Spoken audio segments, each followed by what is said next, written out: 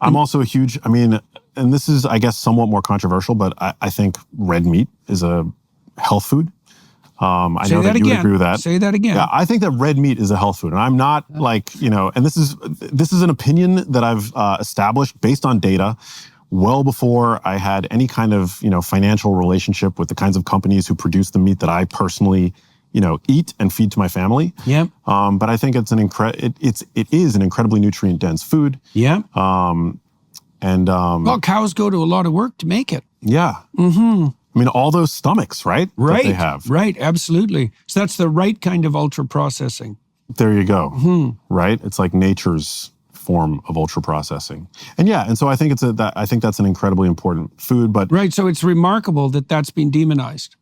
The thing is, the demonization doesn't quit, because for a long time, I suppose, it was driven by idiot quasi-scientists and people who are maneuvering in the same domain as the food pyramid liars. But now the climate people have got a hold of it as well. Yeah. But for whatever reason, animal-related food, while there's also the ethical issue, which isn't trivial, I would say, that's not something that can be easily ignored, or should be. But red meat is definitely it's the target of propagandists continually. And that's really not good if it turns out that it's actually useful, like seriously useful for us.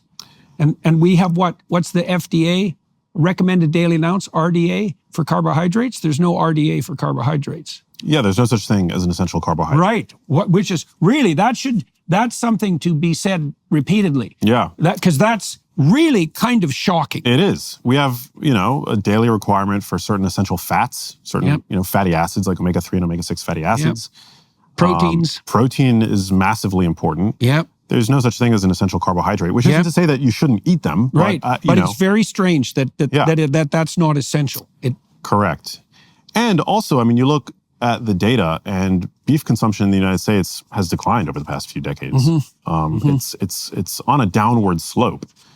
And yet we continue to blow up. We get sicker, we get more obese, and it's a whole food at the very least. It's a pristine source of dietary protein. Mm-hmm. It comes concurrent with, all kinds of nutrients that we know play a role in good health. It's actually, it is a source of phytonutrients. Most people don't realize this, but the phytonutrients that a cow ingests makes its way into the tissue of that animal, just as it does us. Creatine, taurine, carnitine, carnosine. These are all, I think, really important nutrients. And it continues to be demonized. Some people will say, oh, well, it's a source of saturated fat. It's fascinating that 3% of the saturated fat that your average American consumes comes from steak. The vast majority comes from what are called mixed dishes, ultra-processed foods. Dairy, which is actually, even full-fat dairy is neutral, if not beneficial from a cardiovascular health standpoint. And so, yeah, I think the demonization of red meat is a real shame, and it's a big problem. And the evidence that's used to demonize it is incredibly weak. Right. As is most nutritional science. Stunningly weak. Yeah. Correlational studies in the field of nutrition are not helpful. No. And the other studies where you could infer causality, they're unbelievably difficult to do. It's hard to get people to modify their diet and to stick to it. And it's very difficult research to do.